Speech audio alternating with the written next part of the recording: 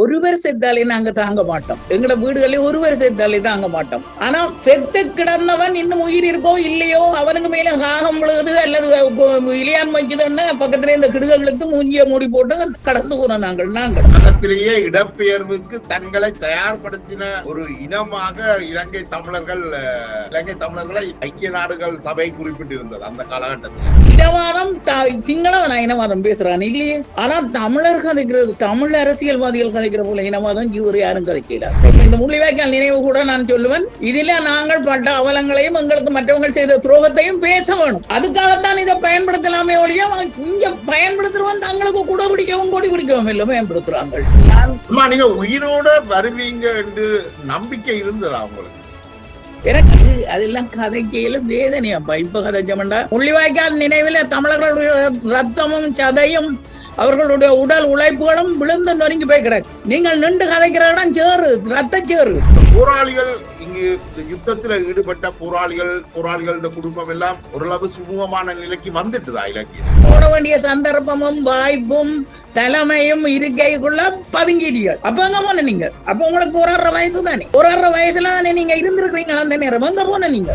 முள்ளிவாய்க்காலுடைய நினைவுகளை காட்டுற விதத்துல இப்ப முள்ளிவாய்க்கால் கஞ்சி குடிக்கணும் இல்ல, இதை பற்றின உங்களுடைய அபிப்பிராயம் என்ன? இந்த அனுபவத்தில இருந்து நாங்கள் என்ன கற்றுக்கொண்டிருக்கோம் இவ்வளவு காலத்துல? எத்தனை இடத்துல நீங்கள் தூவி கட்டினாலும் முள்ளிவாய்க்காலில் வாழ்க்கையை இழந்தவை இங்க இருந்து பசி பட்டினியோட தவிக்கும் வரைக்கும் நீங்கள் எத்தனை இடத்துல கோபுரம் கட்டினாலும் அது கொடியேற்றினாலும் அது நீங்கள் செய்கிற ஒரு சேவைக்குள்ள போகாது. அது ஆடம்பரம். வணக்கம் நண்பர்களே, மற்றும் ஒரு கலந்துரையாடலில் உங்களோடு இணைந்து கொள்வதில் மிக்க மகிழ்ச்சி. இன்றைக்கும் பழமை போல ஒரு முக்கியமான விஷயத்தை பற்றி கதைக்க இருக்கின்றோம். குறிப்பாக தற்பொழுது முள்ளிவாய்க்கால் நினைவுகள் சம்பந்தமாக இலங்கையில் மட்டுமல்ல உலகின் பல்வேறு பாகங்களிலும் நினைவு நிகழ்வுகள் நடந்து கொண்டிருக்கின்றது. அந்த பிரதிபலிப்புகள் எவ்வாறு இருக்கின்றது என்பது தொடர்பாக உங்களுக்கு நன்கு அறிமுகம் அவசியம் இல்லாத ஆளுமை போராளிகளுடைய தாயார் தமிழ் கவி அம்மாவோடு இணைந்து கொள்கிறோம். வணக்கம் அம்மா. வணக்கம்.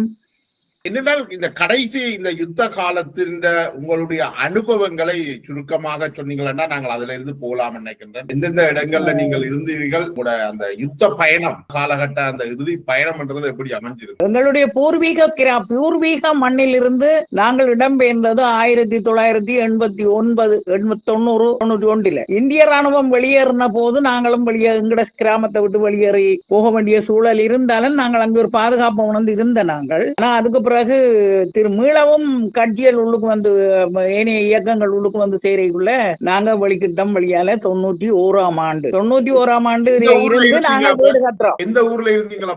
வவுனியா கோயில்குளம் என்ற கிராமம் என்ற சொந்த கிராமம். நாங்க பிறந்து வளர்ந்தது கோயில்குளத்துக்கு அருகில உள்ள சின்ன புதுக்குளம் கிராமத்துல தான் பிறந்த நான். அங்க பிறந்ததுல இருந்து அந்த அவ்வளவு காலமும் அங்கதான் இருந்த நாங்கள். இந்த பிரச்சனை வந்ததுக்கு பிறகுதான் பிள்ளைகளை காப்பாற்ற வேண்டிய தேவை ஏற்பட்டுதான் நாங்க இடம் விட்டு வெளிக்கிட்டது. அப்படி வெளிக்கிடும் போது நாங்கள் பிள்ளைகளுக்கான பாதுகாப்பாளனாக நினைச்சுதான் எல்டிடி ஏரியாவுக்குள்ள நுழைஞ்ச நாங்கள். அப்ப விரும்பியோ விரும்பாமலோ வேகமாக சுழரும் சக்கரம் தனியே சுத்தாது, தன்னோட கூட அதனுடைய வேகத்துக்கு ஏற்ப இருக்கிறது எல்லாத்தையும் சேர்த்து சுத்தும். அதுபோல அந்த சக்கர சுழலுக்குள்ள நாங்கள் மாட்டுப்பட்டு இயக்கத்துக்கு பிள்ளைகள் போயிருமென்றே நினைச்சு கவலைப்பட்டு பிள்ளைகளுக்கு முதல் மூத்த மகனுக்கு நான் இள வயசுலேயே திருமணத்தை செய்து கொடுத்ததும் அதே காரணத்துக்காகத்தான். ஆனா நாங்கள் 91 இருந்து வீடு கட்டுறோம் சொன்னால் எண்ணிக்கொண்டு வந்தேன் என்று சொன்னா நான் ஒரு 25 வீடு என்றாலும் கட்டி இருக்கிறேன். வீடு என்றால் வசிப்பிடம் என்றது கருத்து. நீங்க வீடு என்றோட 10 அறையும் ஹோலும் பங்களாவும் கிச்சனும் பார்க்காதீங்க. நாங்கள் வசிப்பதற்கான வதிவிடத்தை 26 தடவைக்கு மேல கட்டி இருக்கிறோம். 26 தடவைக்கு மேல கட்டியும் நான் இந்த முறை எனக்கு ஒரு பத்திரிகைக்கு பத்தி எழுதி கொண்டிருக்கிறேன். அதுக்குரிய கட்டுரை கூட நான் இதைத்தான் கொடுத்திருக்கிறேன். அந்த ஒரு விளம்பரத்துல வரும் பாருங்க, வாழ்க்கையில ஒரு தடவை தான் வீடு கட்டலாம் என்று சொன்னது 1ஆம் நம்பர் சீமெந்து வாங்குறதுக்கு. அப்போ வாழ்க்கையில ஒரு தடவை தான் வீடு கட்டலாம்னு சொல்லி எனக்கு சரியான சிரிப்பு வரும். நாங்க 24 தடவை வீடு கட்டி இப்ப 25வது தடவை கட்டணம் வீடும் இன்னும் மேல முடிக்காம தான் வச்சிருக்கிறோம். ஏன் சொல்றோம்னு சொன்னா இடப்பெயர் பண்றது எங்களுக்கு அல்ல, எங்களுக்கு மட்டும் இல்ல, எங்கட தமிழர்கள் அனைவருக்குமே. அதுல புதுவையனை ஏற்றி சாந்தன் ஒரு பாட்டு பாடுவார். அந்த பாட்டுல ஒரு வரி வரும், மண்மேடாய் கிடக்கின்ற வீடுகளை பாரும், அது முன்னாளில் தமிழர்களின் குடியிருப்பு ஆகும். எங்கட குடியிருப்புகள் எல்லாம் மண்மேடுகளாக இப்பவும் நாங்கள் இருந்துட்டு வந்த பழைய இடங்கள்ல போய் பார்க்கல அந்த மண்மேடுகள் இருக்கு. அதுகளை அழிக்கப்படாம அல்லது ஏதோ ஒரு வகையில அந்த இடம் சிதைக்கப்படாம சில இடங்கள்ல அந்த மண்மேடுகள் இருக்கு. நாங்க அதில் போக வேண்டிய தேவை வந்தா போய் பார்க்கிறோம். இடப்பெயர்வுகள் அவ்வளவு ஒரு காலத்துல துயரத்தை தந்தது, பொருட்சேதத்தை தந்தது, அலைச்சலை தந்தது. அவ்வளவு இதுகளையும் வென்றுதான் நாங்கள் கடைசி முள்ளிவாய்க்கால் வட்டுவாகல் வரைக்கும் இடம்பெயர்ந்தோம். வட்டுவாகலும் இடம்பெயர்ந்த பிரதேசம் தான்.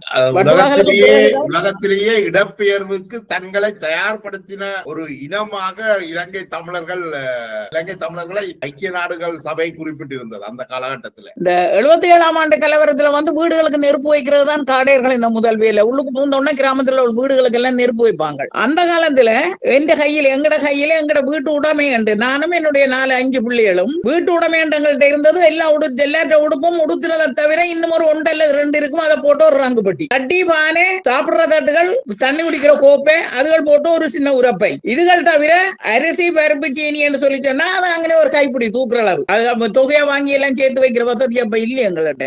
கிடுகு வீடு தான். எரிஞ்சதுன்னா எங்களுக்கு வேற மார்க்கம் இல்லை. கத்தரி தோட்டத்துக்கு கத்தரி 10 கிலோ கொண்டு போய் கத்தரி நல்லா அடர்ந்த கத்தரி வச்சிருந்தாங்க. அந்த கத்தரிக்குள்ள கொண்டு போய் சாமான்களை போட்டுட்டு வெட்டையில படுத்து தூங்குறது. 4-5 வீடுகளா சேர்ந்துதான் படுக்கிறது. தனிச்சு படுக்கிற இல்ல. அந்த இடப்பெயர்வை நாங்க யோசிக்கல. நாங்கள் அப்படி அந்த சோகத்தை தாங்கி அதுக்குள்ளேயே கிடந்து எழுப்பினாங்க. கொஞ்சம் பண வசதி உள்ளவே வாகனங்களை பிடிச்சு கொண்டு தொலைதூர கிராமங்களுக்கு போயிட்டேன். அந்த தொலைதூர கிராமங்களுக்கு திரும்பி வந்தவர்களுக்கு அகதி நிவாரணம் ஒன்று கிடைச்சது. 15,000 ரூபாய் காசு. அந்த உள்ளுக்கே நாங்கள் 10 வழியோ போட்டுட்டு படுத்து கிடந்து எங்களுக்கு ஒரு சதமும் கிடைக்கல. ஏன்னா நாங்கள் இடம்பெயரே இல்லை. அந்த 77ஆம் ஆண்டு காலகட்டத்துல வவுனியாவுக்குள்ளேயே இடம்பெயர நிர்பந்திக்கப்பட்டீங்க.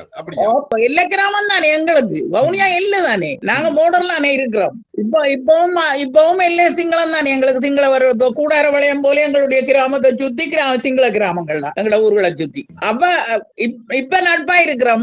முந்தியும் அந்த கலவரத்துக்கு முதல் நட்பா தான் இருந்த நாங்கள். பிறகு நாங்கள் அந்த கலவரம் முடிஞ்சு நாங்கள் பேருந்து ஒருத்தர் சந்திக்கல. அவையில் சொல்வேனா நாங்கள் தங்களை அடிக்க வந்தாலும் பயம் என்று குளக்கட்டுல நாங்கள் காவல் இருந்ததாக நாங்களும் சொல்லுவோம். நீங்கள் எங்களோட ஊருக்கு வந்துருவீங்க. நாங்களும் எங்களுக்கு வயல்கரையில காவல் இருந்த நாங்கள் இருந்து பாருங்க. அப்ப யாருக்கு சண்டை மக்களுக்கு இடையில என்ன நடக்குது?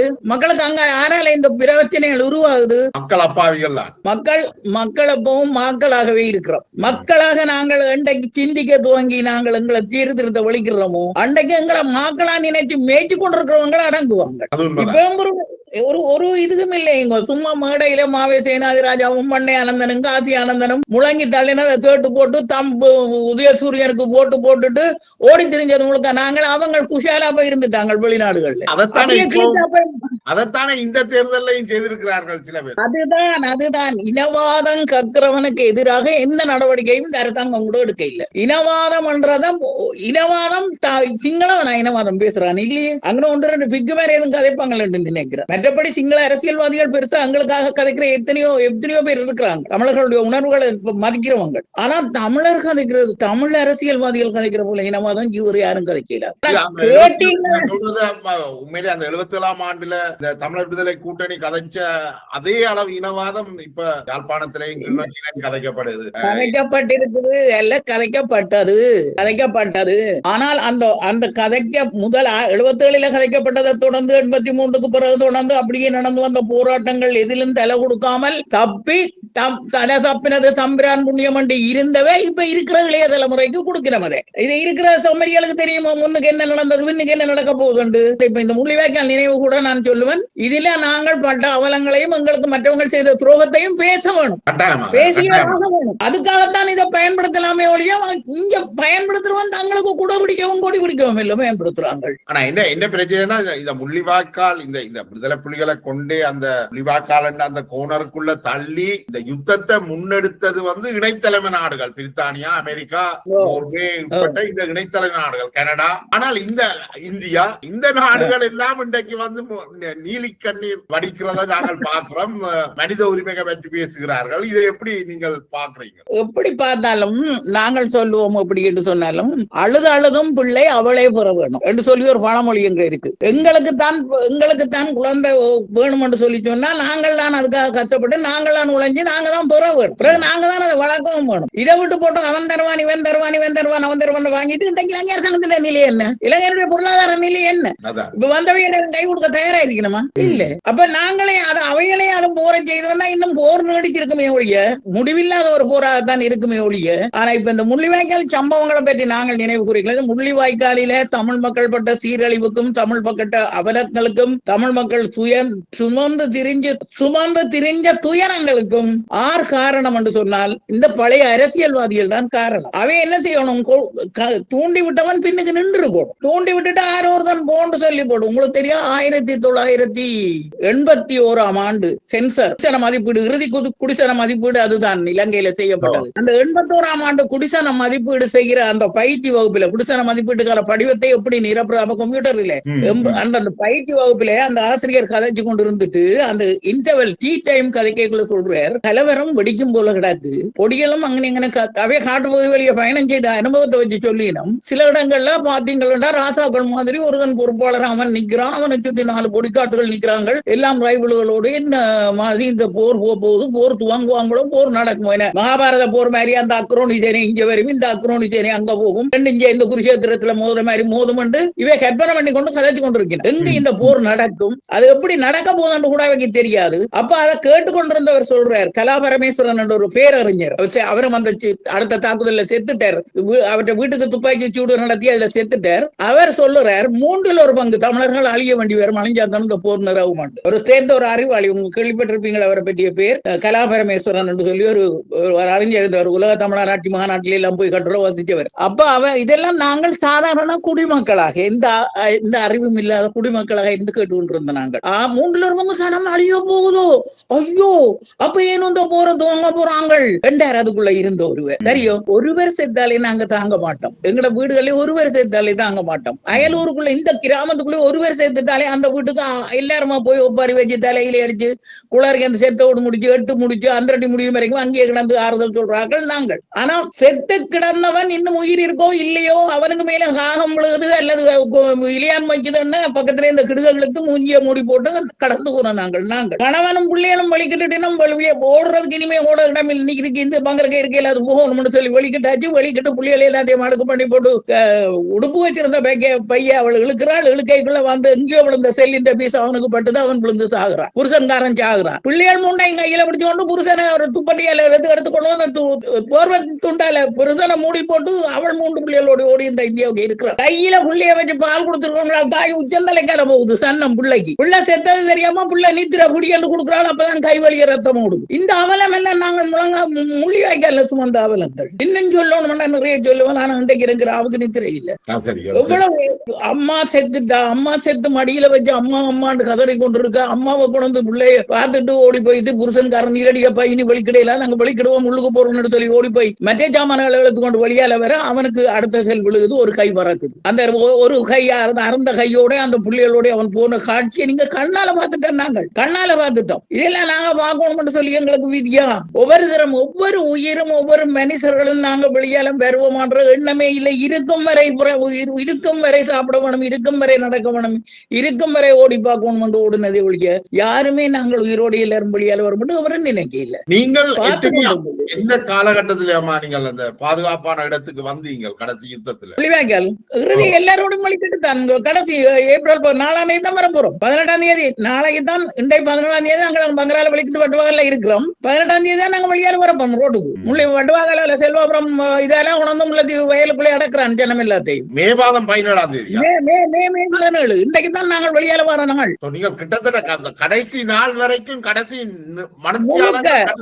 நிமிடங்கள் வரைக்கும் அதுக்குள்ள இருந்துட்டேன். கடைசி காலம் வரைக்கும் இருந்துட்டேன். இனி இயலாதண்டு நாங்கள் பிள்ளையத்தி கொண்டு வரோம். ஆமி வாசல் அந்த நாங்கள் வெளிக்கிட்டு மெயின் ரோட் முள்ளிவாய்க்கால் அந்த தார் ரோடு இருக்குது, முள்ளிவாய்க்கால் முல்லைத்தீவு ரோட்டு, பரந்தன் முல்லைத்தீவு ரோட்டு, அதுல முள்ளிவாய்க்கால் நாங்கள் வெளிக்கிட்டு ஓடி வந்து வட்டுவாகல் சந்திக்கு கொஞ்சம் தள்ளி நாங்கள் மேட்டில் ஏறுறோம். ஆமி சின்ன மைக்க கையில வச்சு கொண்டு சொல்லி கொண்டு இருக்கலாம், வெரசமா போங்க வெரசமா போங்க வெரசமா போங்க, நிக்காதீங்க வேகமா போங்க. இந்த கைய மேலா கால மேலா காயப்பட்டவன் குண்டியாலே இறக்கி கொண்டு போறான் ஒருத்தன். 2 பேர் நடந்து போறாங்களா, அவங்களை அதட்டியா அவனை தூக்கி கொண்டு சொல்லி சொல்றான். அவன் ஆமிக்காரன் சொல்றான் அவனை தூக்கி கொண்டு வாங்கி வா தூக்கு, அவனை தூக்கி கொண்டு போன்னு சொல்லி கதைச்சு கொண்டு இருக்கிறவன் அப்படியே கொஞ்சம் தள்ளிய கால செல் விழுது, 81 விழுது, எல்லாம் விழுது. இந்த இதுல பாருங்க, இது ஒரு ரவுண்ட்ஸ் இறுதி இறுதியாக எனக்கு நான் வெளிக்கிறதுக்கு முதல் நாள் அடிச்ச ரவுண்ட்ஸ் படுக்கையில படுத்திருக்கையில என்ன உறைஞ்சி கொண்டு போய் தலகாணியில விழுந்தது அந்த ரவுண்ட்ஸ் தலகாணி புகையுது அது அந்த வீச்செல்லைக்கு கடந்து வந்தது வீச்செல்ல கடந்து வந்த செல் இந்த சன்னம் அதனுடைய பாதிப்பு இல்லை.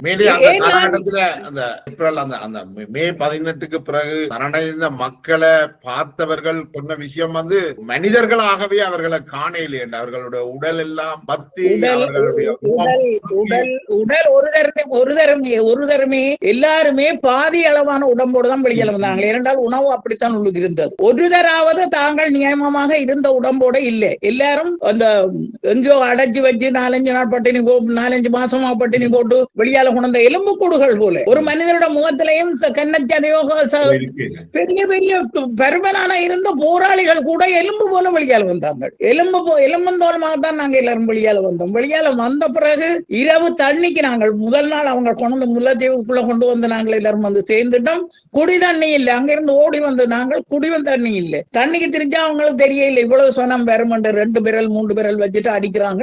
சனமா 100 கணக்குல முக்கியது தண்ணிக்கு. ஒரு கழிவு மூட்டை இருந்தது ஊத்த மூட்டை அதுக்குள்ள போய் தண்ணி அள்ளி கொண்டு குடிச்சது சனம் தண்ணி தாங்க விடாய் தாங்க இல்லாம. அப்ப அவன் பேசுறான் அங்க பேசுறான் வேண்டாம் வேண்டாம் கூடாது கூடாது ஜராவன்னு அவன் கத்தி கொண்டு இருக்கான். இவங்க அள்ளி கொண்டு வராங்க இந்த தண்ணி அறிவுகட்ட பிள்ளைக்கு முகத்துக்கு தெளிக்கவும் வாய்க்குள்ள 2 சொட்டு விடவும் அந்த தண்ணி தான் உதவினது. அதெல்லாம் பேர்ந்து பின்னிக்கு இருந்து வின வச்சது. முள்ளி வாய்க்காலுக்குள்ள நாங்கள் நடந்து வந்து கொண்டிருக்கை இது இப்படி நடந்து வந்து கொண்டிருக்கைக்குள்ள எனக்கு முன்னுக்கு போனவன் திடீரென்று விழுகிறான். பின்னுக்கு அதுக்கு அவனுக்கு 2 அடி முன்னுக்கு போறவன் சொன்னான். இப்படி திரும்பி பார்த்து போட்டு அது ரவுண்ட்ஸ் கொள்விட்டு அக்கா நீங்க அங்க ஓடி போங்க ரவுண்ட்ஸ் கொள்விட்டு ரவுண்ட்ஸ் ஒழுங்குல போகும். நம்ம இது போராட்டத்துல இருந்தவைக்கு தெரியும் ரவுண்ட்ஸ் ஒழுங்குல போகும். தையல் மிஷின் தைக்கும் டக்கு டக்கு டக்கு டக்கு டக்கு செடியில அடிச்சான இப்படி இப்படி இப்படித்தான் அந்த ரவுண்ட்ஸ் போய் கொண்டிருக்கும். அந்த லைனை வச்சுக்கொண்டு மிச்சாக்கள் தப்பலாம். நாங்கள் அதுக்கு முதலே ஹெலிகாப்டர் அடிக்கைக்குள்ள நிறைய இடங்கள்ல நாங்க தப்பி இருக்கிறோம். முதல் சென்னம் எங்க விழுது என்று கண்டால் 2வது இந்த திசையை நோக்கி விழுது என்று கண்டால் 3வது நாங்கள் ஒழியலாம். அதே போல பீப்பா விடுற காலத்திலையும் அதே வேலை செய்வோம் நாங்கள். அதோட அந்த யுத்த களத்துக்குள்ள நின்றவங்க செல்லடிக்கைக்குள்ளேயே அந்த சத்தந்த என் பேரன் என்னோட இருக்கிறான். நான் ஊழிகாலத்துல இதண்ட சிறுத்தை பிரிவுல இருந்தவன் செல்லடிக்க அடிக்க வெளியில கொண்டு கொண்டிருப்பான். வாடா வாடா அங்க இருக்க வாடான்னு சொல்லி ஒரே ஒரு ஆம்பளை பிள்ளை 8 பொம்பளை பிள்ளைக்கு பொதுவில வாடாண்டா வரமாட்டான். அங்கேயே நிற்பான். ஏனடா வாடா வாடான்னு சொன்னா அப்படி கேட்டுப்பட்டு இல்லையமா அவன் வேற திசைக்கு அடிக்கிறான் பொறு பிறகு தானாவே எல்லாம் ஓடு சொன்னான்னால் எங்கட பக்கம் தான் வருது செல். சுதந்திர பருவத்துல அப்படி வந்தது 26 செல். விசுவமடியில 26 செல்லுக்கு ஒரு சின்ன ஒரு முளை கிழங்குக்குள்ள இருந்து தப்பின நாங்கள். எங்களை மட்டுமண்டு இல்லை எல்லா மக்களும் இந்த அதை அனுபவிக்க நீங்க உயிரோட வருவீங்க என்று நம்பிக்கை இருந்ததா உங்களுக்கு? எனக்கு இருந்தது. எனக்கு உயிரோட நான் வருவன் மட்டுமல்ல லண்டன்ல என்னுடைய மகனை ஏற்கனவே போய் அங்க மாட்டினவன். அவர் அங்க இருக்கிறார். பிள்ளைகள் இங்கே இருக்கு. இயக்கம் தான் அனுப்பினது அளவிற்கு அங்கட தேவைக்காக அனுப்பி அங்க போய் அவர் இங்க வர முடியாத நிலையில இருக்கிறார். பிள்ளைகள் 2 என்னட்ட இருக்குது மனுஷி என்னோட. அப்ப நான் எனக்குள்ள ஒரு சபதம் எடுத்திருந்தா அந்த 2 பிள்ளைகளையும் ஒரு கீறல் வராம கொண்டு போய் அவனுக்கு நான் கொடுக்கணும். அப்படியே கொடுத்தேன். நான் என்னுடைய ஊழிக்காலம் கடைசி இதுல நான் எழுதினதும் அதைத்தான் எழுதினான். ஒரு கீறலும் இல்லாம உன்னுடைய பிள்ளைகளை வெளியால கொண்டு வந்து சேர்த்துட்டேன். எனக்கு மட்டும் ஒரு கீறல் விழுந்து மற்றார்கள் தப்பிட்டான். என்னுடைய மருமகன் துடையில ரவுண்ட்ஸ் கொள்வினது. அதுவும் பீச்சல்ல கடந்து வந்த ரவுண்ட்ஸ் என்றபடியா பாதிக்கையில ரவுண்ட்ஸ் உள்ளுக்கு போய் நின்றுட்டு ஒரு கொஞ்ச நேரத்துக்குள்ளே அறுத்து எடுத்து போட்டாங்க. வழியை நாங்கள் நேரடியா அனுபவிக்காட்டிலும் என்னுடைய 2 சகோதரிகள் எனக்கு மிக நெருக்கமான சகோதரிகள். அவர்களை உயிரோட பார்க்க மாட்டனோ என்ற அச்சம் இருந்தது. நான் இலங்கையை விட்டு வெளிக்கிட்டு 20 வருஷமா அவர்களை பார்க்கல. அப்ப நான் உயிரோட பார்ப்பேன் எதிர்பார்த்திருக்கேன். அது ஒரு மிகுந்த உளைச்சலை தந்தது. ஆனா அதிர்ஷ்டவசமாக அவர்கள் நல்ல உறவுகளை கொங்கிரீட் போட்டு பங்கர் கட்டி சீமேந்தால பங்கர் கட்டி சீமேந்தே இல்லையங்கிற நாட்டுல சீமேந்தால பங்கர் கட்டி கொங்கிரீட்டால மூடி போட்டு கரண்ட் எல்லாம் உள்ளுக்கு போட்டு ஜெனரேட்டர் வச்சு இயக்கி இருந்த இயக்க போராளிகள் இறந்து விட்டார்கள். போர்ல கொல்லப்பட்டு விட்டார்கள். பங்கர மூடுறதுக்கு மரமும் இல்லாம கிடங்க வெட்டி போட்டு சும்மா 2 பனங்குத்திய குறுக்கால போட்டு மணல் மூட்டையை மேலேயும் அடிச்சு போட்டு கிடந்த நாங்கள் தப்பி வந்திருக்கோம். விதியண்டு நான் அதை சொல்ல வர இல்ல. எங்களாலே எவ்வளவு முடியும் நாங்கள் தப்புவோம் வெளியால போவோம் என்ற அந்த நம்பிக்கை எனக்கு இருந்தது. இறுதி வரை சாப்பாட்டுக்கு பட்ட கஷ்டம் தான் நீங்க சொல்ல மாட்டீங்க. பெரிய பிள்ளைகள் இல்ல பால்மா இல்லாமல் ஒரு பிள்ளைய பால் குடிக்கிற பிள்ளைய தாய்ப்பால் காணாது பால்மா இல்லாம 18-20 நாள் வச்சிருந்திருக்கிறாள். அங்கர் குடுக்கணுமா வாங்கி தரங்க வாங்குவோம் போவோங்க லைன்டா அங்கர் லைனுக்கே அடிச்சுட்டான் 2 நாள் ஜெயில் அங்கருக்கு அந்த விளையார் மடத்துக்கு. அப்ப இந்த பிள்ளை அழுகிறாளே என்ன செய்யறேன்னு எனக்கு மனம் பொறுத்து கொள்ள முடியாம நான் சொன்னால் நான் வாரன் சொல்லி போட்டு ரோட்டால போகாம வயலுக்கால இறங்கி சேறு தண்ணி எல்லாம் மிதிச்சு போய் அந்த ஆஸ்பத்திரி வாசல்ல நான் ஏறி அங்கர் வாங்குறதுக்காக வந்திருக்கிறேன்னு சொல்லி சொல்ல அந்த ஒரு தெரிஞ்ச ஒரு பொடியன்னு சொன்னா நம்ம நீங்களும் லைவ்லியா நிக்க போறீங்க பொறுங்க நான் கதைச்சு சொல்றேன் இவன் ஓடி போய் ஒரு டாக்டரோட கதைச்சு போட்டு என்ன கூட்டிக்கொண்டு போய் புறம் பாப்பாந்துச்சு அந்த பால்மாவை எடுத்து தந்தான் ஒரு பேக்கெட் பால்மா அதை கொண்டு அந்த பிள்ளைய கூட்டிக்கொண்டு வீட்டை வந்து பாலை கரைச்சு போட்டு குடியம்மாண்டு குடிக்க அந்த கோப்பையை தூக்கி கொண்டு நிமிந்த புள்ள அந்த முட்டை இவ்வளவு பெரிய ஜொக்கு அவ்வளவும் குடிச்சு போட்டுதான் அந்த ஜொக்க கீழே இறக்கி இப்படி மூச்சு விட்டாள் எவ்வளவு வேதனையா இருந்தது கையில காசு இருக்குது பொருள் இல்லாம சனம் இல்லாம சாப்பிட வந்து இந்த குத்தியூர்க்கா தூக்கி இந்த பங்கரங்க மேல போட்டு விட்டுட்டு போங்க ரெண்டு கூலியால கூப்பிட்டா அவன் கேட்கிறான் அம்மா எங்களுக்கு காசு வேண்டாம் அரிசி தான் இருக்கீங்களே எங்க போறது அரிசிக்கு உமிய தூத்தி மில்லில குத்தி எடுத்த இந்த உமியை போய் அந்த மில்லடியில நெல்லு குத்தி கொண்டு போறவங்கள்ட்ட போய் கையேந்தி ஒரு கொஞ்சம் தாங்க பிள்ளைகள் 4 நாளா பட்டினி தண்ணியை வச்சு கொடுக்குற ஒரு கொஞ்சம் தந்துட்டு போங்க நான் கஞ்சி குடிக்கன்னு சொல்லி சொல்ல ஒரு தினம் கொடுக்க மாட்டேன்ட்டான் அரிசி அந்த நெல்லு உமியை அப்படி மனுஷி அள்ளி இப்படி அவங்களுக்கு தூத்த அந்த உமி குயிக்குள்ள இருந்து 5-6 குறுநலவள் இந்த கையில விழுகுது பார்த்துட்டு உடனே முந்தானையை விரிச்சு போட்டு அள்ளி தூத்தினவள் தூத்தி 2-3 குறுநல் வந்துட்டுது அதை எடுத்துக்கொண்டு அந்த மனுஷி போயிட்டுது அடுத்த நாள் பார்த்தா மில்லில உமி தூத்துற கிரௌட் ஒன்று புறம்பா இருந்துச்சு உமி தூத்தி அந்த உமிக்குள்ள வந்து அரிசி விழப்பட்டுச்சு உமிக்குள்ள இருந்து நெல்லால மில்லில இருந்து கழிச்ச உமியை தூட்டி உமிக்குள்ள இருந்து அரிசி குறுநல் பொறுக்கி கஞ்சி வச்சு குடிச்ச சனம் மிளகாத்தூளை காட்டு எக்கச்சக்கம் மிளகாய் வெங்காயம் கத்திரிக்காய் எல்லாம் நாங்கள் போக்கணைக்கு பிறகு காணவே இல்லை 300 ரூபாய்க்கு 3 கத்திரிக்காய் வாங்கினாலும் அதுக்கு பிறகு காணவே இல்லை சோறை காய்ச்சறது தோலோட வர பருப்பு இருக்குது அந்த பருப்பை காய்ச்சறது அந்த பருப்பை ஊற வச்சு பிசைஞ்சா தோல் கலர்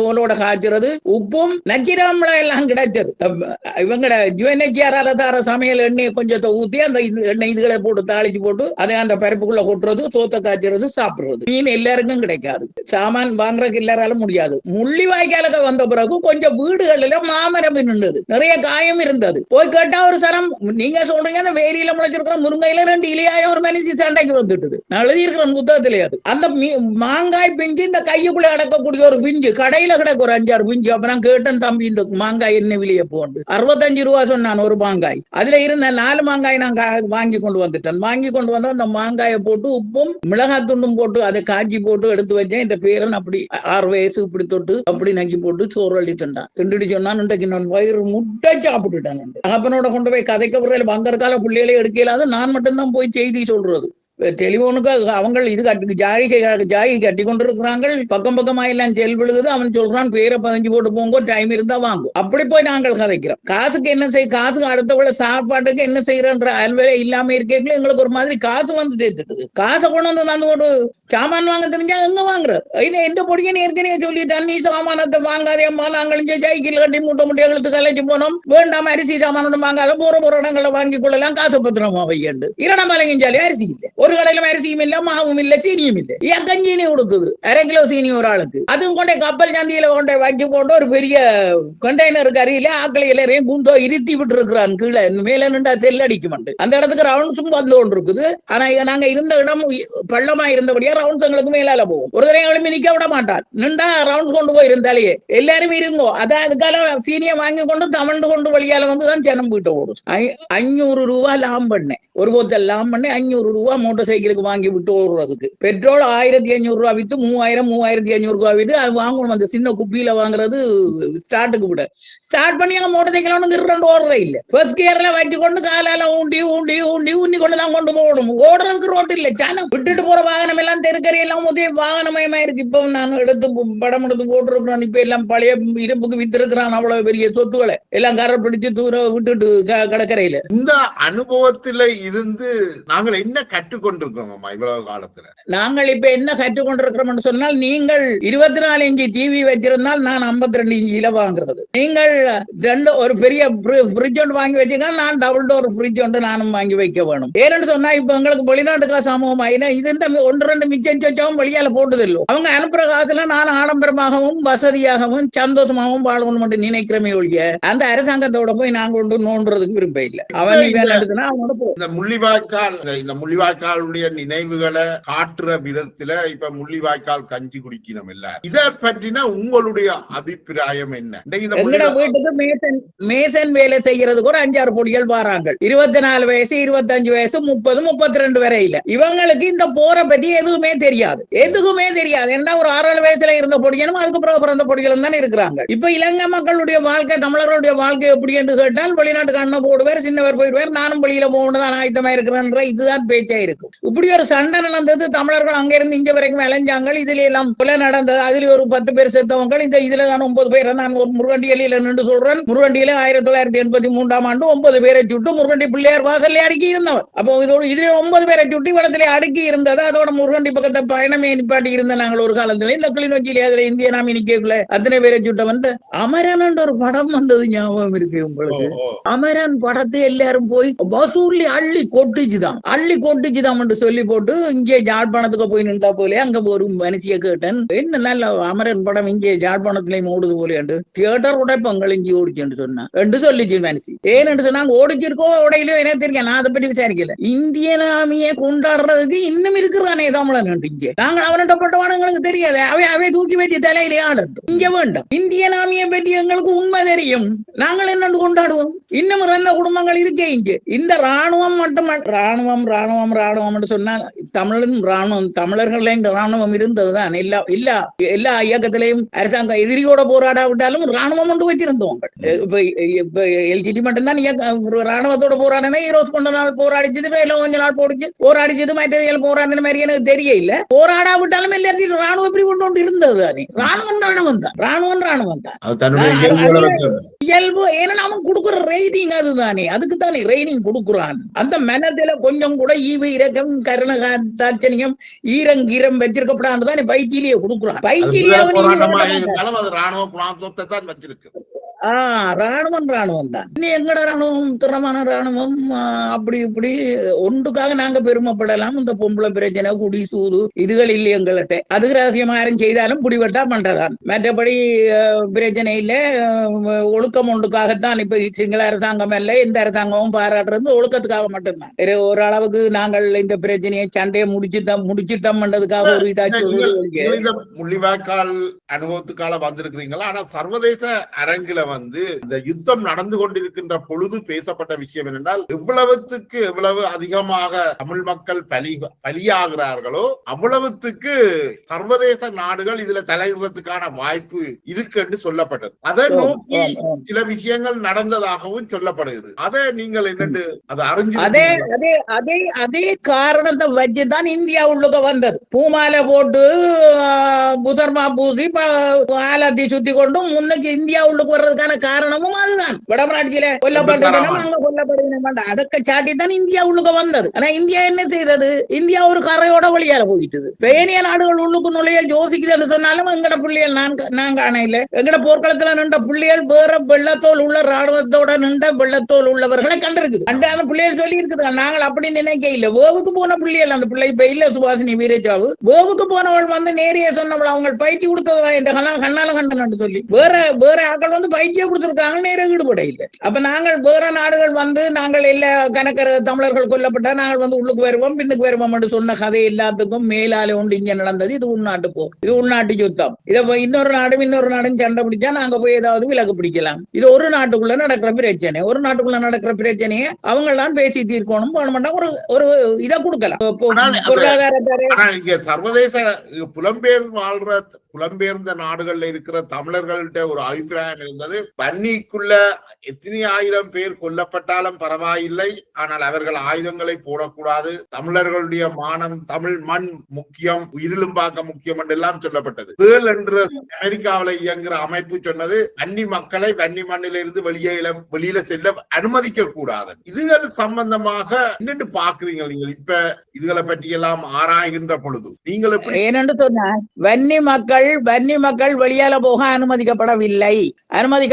பாஸ் சிஸ்டம் வந்ததே அதுக்கு பிறகுதான். கடவுச்சீட்டு சிஸ்டம் வந்துட்டு இயக்கத்துல சண்டைகள் எல்லாம் துவங்குறதுக்கு முற்படவே வந்துட்டது. 1997 98 வந்துட்டு அந்த சமாதான காலம் ஒன்று சந்திரியாண்ட காலத்துல வந்துச்சு தானே, அந்த 94 இடையில அதோடய பாஸ் கடவுச்சீட்டு சிஸ்டம் இது கொண்டாந்துட்டாங்க. கடவுச்சீட்டு சிஸ்டத்தின்படி ஒரு வீட்டில இருந்து ஒரு இளந்தாரி படியன் 25 வயசுக்கு உட்பட்ட பிள்ளைகளோ பொம்பளை பிள்ளையோ பொடியலோ வெளியால போயிடாது. அவைகளுக்கு பிண வச்சு கூட அவையே வெளியால விடையலாது. அதே போல வெளியில இருந்து ஏதோ ஒரு திருவிழாவுக்கு சாமத்திய வீடு கல்யாண வீடு சேர்த்த வீடுன்னு சொல்லி உள்ளுக்கு வந்து 25 வயசு பிள்ளைகளும் வெளியால திரும்ப போக அனுமதிக்கப்பட இல்லை. அப்படி தோட்டப்பகுதியில இருந்து, கண்டியில இருந்து, கொழும்புல இருந்து, ராகமையில இருந்து இங்க வந்து நின்ற பிள்ளைகள் திரும்பி போக வழி இல்லாம இங்கே நின்று வேற வழி இல்லாம இயக்கத்துக்கு வந்த பிள்ளைகள் இருக்கு. அப்படி அவையிலும் வெளியால போயிடாது. அந்த கடவுச்சீட்டு சிஸ்டம் இங்க இருந்தது. அதே போல நீங்க எல்லா மக்களும் இங்கே இருந்து போராடுவினம் என்ற எதிர்பார்ப்பும் சரி வரையிலே. ஏனென்று சொன்னால் இவர்களே புலனாய்வுத்துறை, நீதி நிர்வாகத்துறை, நிதித்துறை, இந்த கட்டுப்பாடுல தான் எல்லாம் இருந்தது. நான் எந்த குடும்பத்தோட வெளியால போக போறேன் என்று சொன்னால் என்னட்டு ஒரு பொறுமதியான வீடும் ஒரு வளவும் கொஞ்சம் தென்னை மரங்கள் கோழிகளோட இருந்தா காணும். இதே அப்படியே கொண்ட இயக்கத்திட்ட பொறுப்பு கொடுத்தா எங்களை கொண்டு போகும் அந்த பயிற்சியாவே கொண்டு இறக்கி விடுவேன். வசதி உள்ளவர்கள் வந்து தப்பி போறதுக்கான வாய்ப்பு இருந்திருக்கு. தப்பி போய் விட்டார்கள். அந்த வீடுகளை எடுத்துக்கொண்டு பிறகு தங்களுக்குள்ள பங்குடைகள் தங்களுடைய பொறுப்பாளர் பேரவைக்கு தேவை என்றால் எடுப்பினும், இல்லாட்டியும் அதுகளை அலுவலகங்கள் வைக்கிறதுக்கு வச்சு பாவிப்பினும். இயக்கத்தட்டு ஒப்படைக்கப்பட்ட வீடுகள் என்ற தொகையில நீங்கள் போய் நாங்க ஒருக்காங்களுக்கு குடியிருக்க வீடு இல்லையென்று வீடு தேட வந்தது விசுவமடுக்காங்காலே வீடு தேட வாங்கினாலும் நல்ல அழகான வீடுகள் அல்லது அழகில்லாத சின்ன சின்ன வீடுகளா இருந்தாலும் வீடுகள் இருந்தது. அது புலனாய்வுத்துறை என்ற கட்டுப்பாட்டுல இருக்கு, இது நிதித்துறை என்ற கட்டுப்பாட்டுக்கு இருக்கு, அது நிர்வாக சபை என்ற கட்டுப்பாட்டுக்கு இருக்குன்னு சொல்லுவாங்க. அவையில போய் கேட்டா ஜிஜி அது பூவண்ணன் ஒரு அலுவலுக்கு மறைச்சு வச்சு கிடக்க அது தரமாட்டேன். இதுல ஒரு வீடு கிடக்கு, இது சும்மா தானே பூட்டி வச்சிருக்கிறீர்கள், இதை தருங்கவன், நாங்கள் ஒரு 2-3 குடும்பம் சேர்ந்து இருக்கிறோம். சுச்சு அது கரிகாலன் வச்சிருக்குது, அது ஒருவருக்கும் கொடுக்கணும். நீங்க சொல்றீங்க கடைசி என்று வந்து தரப்பால் கொட்டில் போட கூட ஒரு குறிப்பிட்ட அளவு நிலத்தை அடக்கி வச்சிருக்கிறாங்க. இது எங்களுக்கு சொந்தம், இதுக்குள்ள போய் ஒருத்தரும் பெறப்படாது. நாங்கள் போய் அதுக்குள்ள கொட்டில் போட சொல்றோம். நாங்கள் இதுக்குள்ள கனசாமான் வெட்டி தாட்டு போட்டோம், நீங்கள் இதுக்குள்ள ஒண்ணு போடல. அங்க வெட்டவும் இல்லை, தாக்கவும் இல்லை. தங்களுக்கு வேணுமென்று வச்சிருந்தவங்க புது கார்கள், அந்த சின்ன பெரிய பெரிய கொட்டகை போட்டு புது கார்கள், புது வாகனங்கள் அதுக்குள்ள நிக்குது. நாங்கள் அந்த மூலையில ஒரு சின்ன கொட்டில், தரப்பால் கொட்டில் போட 2 தரப்பால் எழுந்தா 15 அடி நிலம் எங்களுக்கு காணும், விடமாட்டேன்ட்டாங்க. ஏன்னு சொன்னா அதுக்கு நாங்கள் இருக்க போறோம். நல்ல நாள் எல்லாரும் மொழிக்கு தங்காளி கூடணும் அதுல இருக்க இல்ல. பிறகு எங்களுக்கு புலனாய்வுத்துறை பொம்பளை பிள்ளைகள் கூப்பிட்டு எனக்கு சொல்லிச்சுக்கலாம், நீங்க வாங்க எங்களுக்கு வீட்டுக்கு பின்னால கொஞ்சம் இடம் இருக்கு, அதுல போடுங்க கொட்டில. அப்படி போட்ட நாங்கள் இருக்கிற இடங்களை, தரப்பால் கொட்டில் போடுற இடங்களை கூட ஆக்கிரமிச்சு வச்சு கொண்டு மக்களுக்கு விடாம விட்டுருந்தா அதெல்லாம் கதைக்கையில வேதனையாப்பா. இப்ப கதைச்சமண்டா அதான் நான் சொன்னேன், நான் போராளியாக இருந்தபடியால், இறுதி வரை போராளியாக இருந்தபடியால் தனித்தும் ஒருமித்தும் இவங்களோட பாதிப்பு எல்லாத்துக்கும் நானும் காரணமாகுது. அதனுடைய நான் அவங்கள இது என்று சொல்லிக்கொள்ள நான் திறமாண்டு கேட்டா நான் இல்லை என்று தான் சொல்லுவேன். என்றா நானும் போராளி தானே. அப்ப உதுகளை எல்லாம் பார்த்தா நீ ஏன் விட்டுட்டு ஓட இல்லை என்று கேட்டா என்னத்தை சொல்றது? இந்த முள்ளிவாய்க்கால் கஞ்சி குடிக்கிறதன் மூலமாக இந்த பிரச்சனையை இவர்கள் தீர்க்கின்றார்கள். இன்றைக்கு இலங்கையில மட்டுமில்ல, உலகத்திட்ட பல்வேறு நாடுகள்லையும் இந்த முள்ளிவாய்க்கால் நினைவு தினம் கொண்டாடப்படுது, பணங்களும் செலவழிக்கப்படுகிறது. இப்ப போராளிகள் இங்கு இந்த யுத்தத்துல ஈடுபட்ட போராளிகள் இந்த குடும்பம் எல்லாம் ஓரளவு சுமூகமான நிலைக்கு வந்துட்டுதா இலங்கையில? இல்ல ஒருபோதும் இல்ல. நீங்கள் கோடிக்கணக்கில் செலவழிச்சு செய்யப்படுகிற இந்த விழாவிலே, அந்த நிகழ்ச்சியில, அந்த சம்பவத்திலே, அந்த காலத்துல பாதிக்கப்பட்டு இன்னும் காவயத்துக்கு பருப்புஞ்சோறும் தின்னோன்றிருக்கிற குடும்பங்கள் இருக்கீங்க. ஒரு முழு நேரம் சாப்பிடலாம், இந்த வேலை சாப்பிட்டா அடுத்த வேலையை கட் பண்ணி அதுக்கு அடுத்த வேலை தான் என்னன்னு தேட வேணும். அப்படிப்பட்ட குடும்பங்கள் முன்னாள் போராளிகள், அந்த போராளி குடும்பங்கள் இன்றைக்கும் அவ்வளவு கீழான நிலையில இருக்கணும். என்ன சொன்னா அந்த பிள்ளைகள் வந்து பசி பட்டினிகள் வந்து படிக்கலையே, அதுகளுக்கு படிக்கிற பிள்ளைகளும் வந்து திறமையான பிள்ளைகளை பெற இல்லை. ஒரு டியூசனுக்கு அந்த தாய் சொல்றாள், கொஞ்ச நாள் கொஞ்சம் கோழிகள் நின்றது, யாரும் வாங்கிட்டு வந்தது, அதை வித்துதான் அவனுக்கு டியூசன் காசு கட்டினான், கோழி எல்லாம் முடிஞ்சுது. அப்ப அவன் டியூசன் காசு எல்லாம் கட்டி படிச்சு கூட அந்த படியை நல்ல ரிசல்ட் எடுக்க இல்லை. ஒரு மகனை வச்சிருக்கிற இந்த அரசியல் தலைவர்களும் சரி, புலம்பெயர்ந்த நாடுகள்ல இந்த தமிழ் தேசியம் பற்றி உரத்து பேசுபவர்களும் சரி, அவர்கள் இந்த பாதிக்கப்பட்ட தங்களுடைய வாழ்க்கையை அர்ப்பணித்த இந்த போராளிகள் பற்றி கவனம் எடுக்கலையா? கவனம் எடுக்கணும் என்று சொன்னா நான் சொல்வேன், சில வேளை இப்ப நான் இருக்கிறேன் இல்லோ, எனக்கு பாதிப்பு தானே, எனக்கு இஞ்சி ஒன்றும் இல்லை, நான் சாப்பாட்டுக்கு கஷ்டம், என்ன செய்யறது யோசிச்சு போட்டு சில வேளையில ஒரு கருவாட்டை சுட்டு போட்டா இல்ல ஒரு கோழி முட்டையை பிரிச்சு போட்டு அதோட எந்த வாழ்க்கையை முடிப்பேன். அப்படித்தான் எந்த வாழ்க்கையை முடிப்பேன், இன்றைய நாளை முடிப்பேன். நான் கேட்க போய்களை யாரை கேட்பேன்? அங்க வெளியில இருக்கிற என் மகனே, என் மருமகனே, அங்கால தம்பிய இல்லாட்டி அக்காவே, ஏதோ ஒரு உறவில உள்ளவியல் தான் சொல்லுவேன், தம்பி சரியான கஷ்டமா இருக்கடா எதுவும் பார்த்து போடுங்கடா என்று சொல்லுவேன். சரியோ, அப்படி சொல்லக்கூடிய உறவினர்கள் உள்ளவை மட்டும்தான் இங்க இருந்து அவைகள்ட்ட இருந்து பலாபலனை அனுபவிக்கணும். ஆனா நான் பார்த்த அளவுக்கு நான் அங்க லண்டனுக்கு நான் வந்து பார்த்த அளவில் லண்டனில தைப்பொங்கலுக்கு வந்துட்டேன். நான் தைப்பொங்கலுக்குள்ள வந்து நிக்கலாம் பார்த்தேன். ஒரு பொங்கல் இது நடக்குது இந்த ரோட்ல, அது பெருசா அலௌன்ஸ் பண்ணி எல்லாம் போஸ்டர் எல்லாம் அடிச்சு இங்க நடக்குது. திருப்பி ஒரு கொஞ்சம் தூரம் தள்ளி போனோடனே இன்னொரு பொங்கல் ஒளிபரப்புல தொலைக்காட்சி ஒன்றுக்குள்ளால வந்து கொண்டிருக்கு, இன்னொரு பொங்கல் நடக்குது. திருப்பி எந்த பேத்தி டான்ஸ் ஆட போறோம் பாராளுமன்றத்துக்கு 2 பாத்து தந்திருக்காங்க. நீங்க மாட்டேன் அங்க கூட்டிக்கொண்டு போனாள் பாராளுமன்றத்துக்கு, பிரிட்டிஷ் பாராளுமன்றத்துக்கு. அங்க போனா அங்கேயும் பொங்கல் நடக்குது. தமிழ் இனப்பற்றாளர்கள் வச்ச பொங்கல். அந்த பொங்கல்ல இவள் டான்ஸ் இடம் பெற்றது பரதம். அப்ப இந்த பிள்ளை டான்ஸ் ஆடி போட்டு வந்துட்டா பார்த்தால் அந்த வந்த வெள்ளக்காரன் அந்த பிரித்தானிய அமைச்சர் ஒருத்தன் தமிழில பொங்கல் வாழ்த்துன்னு சொல்லி வணக்கம் சொல்லி போட்டு தான் பேசினதை இங்கிலீஷ்ல பேசினார். ஆனா இங்க இருந்து எங்கட சனம் அங்க பேசினதோ அலௌன்ஸ் பண்ணினவையோ அல்லது அறிமுக உரையில நின்றவையோ யாருமே தமிழ்ல பேச இல்ல, இங்கிலீஷ்ல தான் பேசினவை. அதை கேட்டு போட்டு இந்தியால வேற எனக்கு பிடிச்சமான ஒரு நண்பர் ஒருவர் எனக்கு பேஸ்புக்லயே அறிவித்தல் போட்டார். அண்டி நாங்கள் லண்டனுக்கு பொங்கலுக்கு வரோம், நீ வாரிக்கோட்டு பிரான்ஸ்ல இருந்தவர் வார அறிஞ்ச வாரிகோ நீயும் வாரிக்கோண்டா. நான் சொன்னேன் நேரம் இருந்தா பாப்போம் மட்டும் விட்டுட்டேன். எனக்கு தெரியும் தானே பிரித்தானியாவிலே எந்த மூட்டை சைக்கிள் கொண்டு ஒரு ரயில தானே அவையாரும் கொண்டு போனா தானே நான் போகலாம். அப்ப கேட்டா அவையில எனக்கு பார்வையிலேயே அவைக நிறைய அலுவல் இருக்கிற தெரியுது. நான் அந்த கதைக்கையில விட்டுட்டேன். என்னத்துக்கு பொங்கல் கட்டு எண்ணற்ற குழுக்களும் இங்கிலீஷ் பொங்கலும் லண்டன்ல நான் பார்த்தது. இன்றைக்கு எனக்கு காசு அனுப்பி கொண்டிருக்கிற என்ற பிள்ளைகள் பேர பிள்ளைகளோ நாளைக்கு நான் இல்லாத காலத்துல இங்க இலங்கைக்கே வீர காசு பெறாது. வேணுமெண்டே இந்த காணியை பார்க்க யாராவது வந்துட்டு போகணும் வருஷம் இருக்கா. அப்ப இப்ப இருக்கிற தலைமுறை இல்லாமல் போனால் வெளிநாடுகள்ல இருந்து பணமும் இங்க வராது, வெளிநாடுகள்ல இருந்து மக்களும் இங்க வர மாட்டோம், வெளிநாடுகள்ல உள்ளவர்களுடைய தொடர்பும் அங்க உள்ள தலைமுறையோட போயிடும். இருக்கிற தலைமுறை இங்க வரப்போறது இல்லை. அது பிரித்தானிய தலைமுறை, பிரித்தானிய மக்கள். இந்த முள்ளிவாய்க்கால் நினைவுகளை கொண்டாடுறவர்கள் உண்மையிலேயே பாதிக்கப்பட்ட போராளிகள் தொடர்பிலேயோ அந்த குடும்பங்கள் தொடர்பிலேயோ இன்னும் ஒரு பெரிய உதவிகளையோ அல்லது அவருடைய வாழ்க்கையை முன்னேற்றத்துக்கோ எதுவும் செய்யல. அப்ப இந்த முள்ளிவாய்க்கால் உதவி வழங்குவதற்காக இவ ஒரு செலக்ஷன் பண்ணீங்களோ யாருக்கு குடும்பம் உண்டு. அது வந்து பாத்தீங்கன்னா இயக்கத்துல புலனாய்வுத்துறை செய்ததை விட மோசமான ஒரு செலக்ஷன். இப்ப டக்குன்னு என்னட்ட வரையணும் பாப்போமே தமிழ் இந்தியா அதுல 5-10 கோடி நிக்குது, இதுல ஒரு நாய் ஒன்று வச்சிருக்கிறோம், டிவி எல்லாம் வச்சிருக்கிறோம், கம்ப்யூட்டர் எல்லாம் இருக்குது. அவளுக்கு என்ன கஷ்டம்? அவ காசு கட்டுவே, அவ ஏதோ தொழில் செய்ய போறான் காசு கட்டு விட்டு இருக்கிறாவட ஆடு வளர்க்க போறாவாம் அதான் இதாமட்டு சொல்லுவான். சரி மனுஷன் நல்ல வசதியா தான் இருக்கு, மனுஷன் விடுங்க ஒரு ஆளை பாருங்க.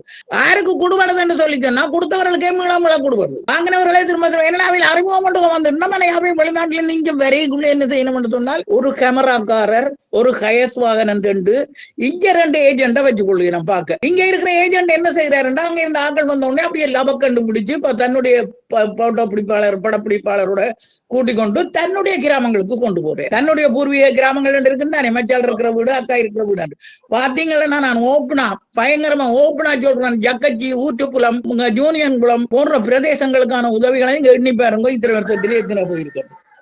பேஸ்புக்லயோ இல்ல வந்த இடங்கள்லயோ இதுகளை எல்லாத்தையும் தட்டி பாருங்க. அந்த 2 கிராமத்துக்கு நியாயமான உதவி போயிருக்கு. ஏன்னு சொன்னா இவங்களோட ஏஜென்ட் அங்கே. அப்ப உண்மையாக பாதிக்கப்பட்டதுகள் இந்த முருகண்டி காட்டுக்குள்ள இந்தியால இந்த மூல முடுக்குகளுக்கு இதுல இந்த ரோட்லயே இருக்குதுகள், இந்த ரோட்டுகளுக்கே இருக்குதுகள். இருக்க வீடு இல்ல, வளவில்லை. இந்த பெரிய பெரிய மணக்காரர் கடற்காரர் முதலாளிமார் காணி பிடிச்சு அரசாங்கத்தின் காணியை பிடிச்சு மாடி பங்களாக்கள் கட்டுறாங்க. குடியிருக்க நிலைமை இல்லாதவர்களுக்கு பிடிக்க பயமா கிடக்கு. பரிசனம் போராளி, மனசியம் போராளி 2-3 புள்ளிகளை வச்சுக்கொண்டு இதுலயே 6 வீடு மாறிட்டாள். இருக்கிறது ஒரு கொஞ்ச நாளைக்கு இருந்து அவள் கொஞ்சம் உழைச்சு கிழச்சு அவள் வடியா திரிகிறாள் கண்டோன்னா அவ உடனே ஒழும்பு பேந்து இவள் காணியை அப்பி போடுவாள். அதுல இருந்து ஒழும்பு பேந்து காணியை அப்பி போடுவாள் என்று சொல்லி எழுப்பின்ற மனுஷன் 5வது வீட்டுல இருக்குது. மன்னார் மாவட்ட நீதித்துறையில வேலை செய்தது பொம்பளை பிள்ளை. அன்னைக்கு கோக்கியில நின்றவன் அந்த படிக்க அன்னையால விளத்தி மேனனோட நின்றவன். கவனத்தில் எடுக்கப்படாத போராளிகள் அவர்களுடைய குடும்பங்களுடைய எண்ணிக்கை இன்னமும் மோசமான நிலைமையில தான் ஒரு பதிவேட்டை இங்க வச்சிருப்பினம். ஒரு பதிவேட்டை இங்க வச்சிருப்பினம். யார் வச்சிருப்பினம் என்றால் அது அந்த அரசியல்வாதிக்கு உட்பட்ட தலைவர்கள் வச்சிருப்பினம். அதை நியூட்ரலா பொதுவா நியூட்ரலா சரிவரை செய்யணும்ன்றவே இல்லை. இப்ப நான் கேட்கிறேன், இந்த பக்கத்துல ஒரு பிள்ளையார் கோயிலுக்கு ராசகோபுரம் கட்டுங்கன்னா 7 கோடி ரூபாய் 7 கோடி ரூபாய்க்கு எஸ்டிமேட் போட்டு கட்டுறோம்னு சொல்லி எனக்கு சொல்லிச்சனும் ரோட்டு கரையில. அப்ப நானும் சொன்னும் கோயில் தானே கும்புற கோயில் தானே நாம கொண்டு கொடுக்கத்தான் வேணும்னு நான் நினைச்சு கொண்டே இருக்கிறேன். இன்னும் கொடுக்க இல்லை. நான் ஒரு 25,000 ரூபாய் கொடுப்போம் என்று நினைச்சு கொண்டே இருக்கிறேன். அவனும் காசு அனுப்ப நானும் பாக்குறேன். முடிஞ்சு போகுது. நான் என்ன செய்யறேன்? அப்ப சரி என்று சொல்லி போட்டு காசை கொடுத்துருவோம்னு பார்த்து கொண்டிருக்க டக்கண்ட் எனக்கு ஒரு விபத்துல மகளின் புருஷன் கால் பிரச்சனை ஆச்சு. அப்ப அவள் என்ன செய்வாள், அவளும் வயது போனவள். நான் எனக்கு 14 வயசு, அவளுக்கு 15 வயசு. எனக்கு அவள் புறா கேட்கல, என்னோட 15 வருஷம் இளமை. அவளுக்கு இப்ப 62 வயசு. அவள் எங்க போய் உழைச்சு அந்த புருஷனை காப்பாற்றுவாள்? அவளை விட வயசு போனவன் தானே. பேருந்து அதுகளுக்கு கொஞ்சத்தை செலவழிச்சு அதுகளுக்கு ஒரு மாதிரி இப்போ கொஞ்சம் ஒரு டாக்டர்கிட்ட பிரைவேட்டா காட்டி கட்டி இப்போ ஒரு மாதிரி போகுது. சரி, நீ இதோட இருப்போம்னு சொன்னா இளையவளிந்த போட்டு எடுக்கணும். அம்மா 90,000 ரூபாய் கட்டட்டுக்குமா, பள்ளிக்கூடத்துல படிப்பிக்க டீச்சர் ஆயிட்டாள். அவள் ஒருத்தி தான் மிசத்திலேயே அரசாங்க வேலைக்கு போனவள், ஒரு டீச்சர். அவளை போட்டானா அவள் சண்டாங்கன்னு சொல்றாள், எனக்கு ஒரு 90,000 ரூபாய் வேணும். நான் ஆயிரத்தாலி இருக்கிறது கேட்டேன். திருப்பி அப்படி இப்படி என்று சொல்லி அவன் பக்கத்துல உள்ளவன்டையும் திரட்டி ஒரு 40,000 கொடுத்தன். மிச்சத்தை நீங்க கைத்து விட அடி எடுத்துட்டாவா, அவன் முடிஞ்சது. இஞ்சால சும்மா ரோட்டால போனவன வாகனம் அடிச்சு அவன் செத்தே போனான். 3 பிள்ளையோட 3 பிள்ளையை தூப்பார் பேரன். அப்ப அந்த அதுக்கு போயிட்டு அவன் சொல்றான், பாட்டில கிடக்குறான், வைத்திய செலவை கட்டு என்று சொல்ல வைத்திய செலவு கட்டுறதுன்னு அங்க போய் முதல்ல ஒரு 50,000 ரூபாய் கொடுத்துட்டு வந்தேன். பிறகு இந்த மகன் ஒரு மாதிரி அனுப்பினான். இதை சொல்றேன் என்று சொன்னா எனக்கே இவ்வளவு என்றால் சாதாரண மக்களுக்கு இவ்வளவு இருக்கும். அப்ப சாதாரண மக்களின் துயரம் நாங்க நீக்கிறோம் சொல்லி நீங்கள் காதுகளை வாங்கி வெளிநாட்டு பணம் தான். ஒன்றில் அரசியல் நடத்துறீர்கள் அல்லது ஆலயம் நடத்துறீர்கள். இப்ப கோயில்கள் என்ன நடக்குது? கோயில் பரவலாக வியாபார தலங்கள் ஆகிடுது. அங்க வியாபாரம் தான் நடந்து கொண்டு இருக்கு. அப்ப இப்ப அது நான் அதான் சொன்னேன், கோயில்களுக்கு போறது கூட ஜோதிச்சு போக வேண்டிய நிலைமை இருக்கு. போராளிகளின் குடும்பங்கள் முற்றா கணக்கெடுக்கப்பட இல்லை. எங்க எடுக்கணும்னு சொன்னா கல்வெடு வழியை எடுக்கணும். 76ஆம் ஆண்டு நாங்கள் இந்த தமிழீழ பிரகடனம் செய்து ஒரு போராட்டம் ஒன்று தொடங்கி அதுக்கு பிறகு நாங்கள் எங்களுக்குள்ளேயே அடிபட்டு அதுக்கு பிறகு இலங்கை இந்திய ஒப்பந்தம் வந்து அதுல வடக்கு கிழக்கு இணைந்த மாகாண சபை தர ஒரு அரசியல் வழி வந்தது. பிறகு 2001ஆம் ஆண்டு ஒரு பேச்சுவார்த்தை நடந்தது, அதுவும் கைவிடப்பட்டது. இப்படி வந்து பாக்கைக்குள்ள எங்கட அரசியல், தமிழர்களுடைய அரசியல் ஒட்டுமொத்தமாக எப்படி போகுது என்று நினைக்கிறீங்க? தமிழர்களுடைய அரசியல் இப்ப 70-75 வருஷத்துக்கு மேலேயே அப்படித்தான் போகுது. இன்றைக்கும் எப்பவும் எலெக்ஷன் பண்ணா என்னுடைய கதிரியை நிரப்பிக்கொண்டு நான் இருந்து வார சம்பளத்தை வாங்கி எவ்வளவு சொத்து சேர்க்க முடியுமோ அவ்வளவு சேர்த்து நான் இல்லாத காலத்திலும் என்னுடைய சந்ததியை அந்த இடத்துல இழுத்து விட்டுட்டு நான் போக நினைக்கிறான் தலைவர். தமிழ் அரசியல் தலைவர்கள் அப்படித்தான் இருக்கிறார்கள். அப்படித்தான் நினைக்கிறோம். ஒருபோதும் அவர்கள் வந்து இப்ப பொறுங்க, நீங்களே பொறுங்க. இந்த உணர்ச்சி மயமான பேச்சுகள் பட்டி தொட்டியில் அமைச்சு 77ஆம் ஆண்டு தமிழீழத்துக்காக போட்டு கேட்ட அந்த பேச்சாளர்களுக்கு நிகராக இன்றைக்கு ஒரு பேச்சாளரும் இல்லை. நான் சொல்லுவேன், நவரத்னம், வன்னியசிங்கம், தர்மலிங்கம், சித்தார்த்தப்பா, தர்மலிங்கம், கனகரத்னம், நவரத்னம், கோபா, ராசலிங்கம், செல்வநாயத்தார், அமிர்தலிங்கம், சிவசிதம்பரம், மற்ற 2 சிவசிதம்பரம், இவங்களோட பேச்சுக்கு நிகராக ஒரு மேடையில 5 மணிக்கு மீட்டிங் துவங்கி பேச துவங்கினாங்க. 10 மணி வரைக்கும் பேசுவாங்க. 10 மணிக்கோட சினிமா கட் பண்ணிடுவா மைக்க. அதுக்கப்புறம் மைக் பாவிக்கல எலெக்ஷன் மீட்டிங்ல வேட்பாளர் மட்டும்தான் கதைக்கலாம். அப்ப அந்த வேட்பாளர் கடைசியா மேடையில கதைப்பார். கேட்கறவங்க எல்லாம் மேடைக்கு முன்னால ஓடி போய் நெருங்கி நின்று கேட்பாங்களாம் தவிட்டு பேச்சு கேட்கறதுக்கு. ஏன்னா மைக்கெல்லாம் பேசுற ஏன் சொல்றோம்னால் அப்படி பேசி பேசி பேசியே காலத்தை கொண்டு போய் நீங்கள் தமிழீழத்தை தவிர எங்களுக்கு ஒன்றும் இல்லைன்னு சொல்லி கேட்ட நீங்கள் என்ன செஞ்ச? நீங்கள் சமாதானம் பேசிக்கொண்டு அரசாங்கத்தோட சத்திய பிரமாணம் செய்து கொண்டு போய் குந்த இல்லையே. அதுல ஒரு சத்திய பிரமாணம் ஒன்று குணந்தவே இல்லை. இனவாதம் பேச மாட்டோம், நாட்டை துண்டுபடுத்துற 2 படுத்துற பேச்சுகளை எதையாவது நாங்க பேச மாட்டோம், அதுக்கான முயற்சி எடுக்க மாட்டோம், ஒற்றை ஆட்சிக்குள்ள இருப்போம் தானே சத்திய பிரமாணம் செய்து கொண்டு போய் இந்த குந்தி ஆர நம்புறது. இங்க மேடையில இனவாதம். அப்புகாமி அம்மாஜி இருந்த வீட்டிலே அப்புகாமி வந்து இருக்கிறத ஒன்று கேட்டு போட்டு நீவே அப்புகாமியோட குந்தி விருந்து கொண்டாடிட்டு வரலாம். போட வேண்டிய சந்தர்ப்பமும் வாய்ப்பும் தலைமையும் இருக்கைக்குள்ள பதுங்கிட்டீர்கள். அப்ப எங்க போன நீங்க? அப்ப உங்களுக்கு போராடுற வயசு தானே, போராடுற வயசுல தானே நீங்க இருந்திருக்கீங்க. அந்த நேரம் எங்க போன நீங்க?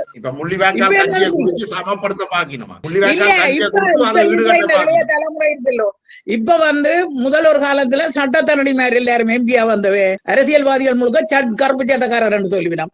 இப்ப எல்லாம் மாத்திமார். ஒரு கவிஞர், ஒரு எழுத்தாளன் 5ஆம் ஆண்டு புள்ளிகள் இந்த கையில தான் பிரசுரங்களை கொடுத்து படம் எடுத்திருக்கிறான். எல்லா புள்ளிகளும் வாசிக்குதாம அவருடைய புத்தகத்தை. 5ஆம் ஆண்டு புள்ளிகள் இந்த கையில தான் புத்தகத்தை கொடுத்து ஒரு படம் எடுக்கிறான். அது இனவாதம் இல்லையா? பள்ளிக்கூடத்துக்கு படிப்பிக்க போறியா, நீ புத்தகம் விற்க போறியா? இந்த முள்ளிவாய்க்கால் நினைவு தினத்தை கொண்டாடுறவர்களுக்கு நான் நினைக்கிறேன், நீங்கள் இந்த முள்ளிவாய்க்கால் நினைவு தினத்தில் பெரிதாக கலந்து கொள்வது இல்லை என்று கேள்விப்பட்டேன். ஓமாம்.